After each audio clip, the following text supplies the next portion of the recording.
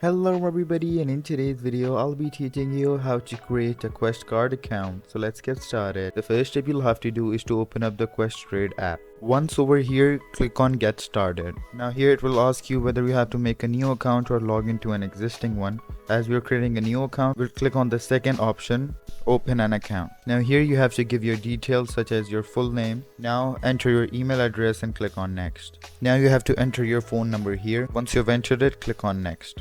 Now you have to create a user ID and password for your Questrade account. Now tap on next. And now you have to verify your identity. Click on next. And if you have an offer, for this case we don't, so click on next. Now here you can choose either you have to invest by yourself or let experts trade for you.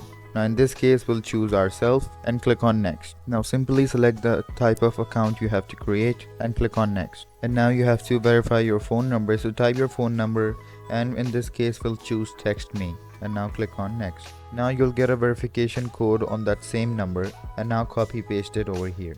And now click on verify phone number. Now you have to verify your email address. Just click on next and now you'll get a verification code on your email as well. Now copy paste it from your email over here and now click on verify email. And now here you have to choose any of these if apply to you. If not, then just click on next. Now here you have to write your date of birth and now click on next. Now choose whether you're married or not and now enter your residential address. And now you have to type your social insurance number. And now just answer all of these basic questions. Now you will be taken to the terms of condition pages. Now scroll all the way down to the bottom and click on I agree. And now do the same for all of the 5 pages. Now simply you have to e-sign your TFSA paperwork. And here at the bottom you'll have to click on agree again.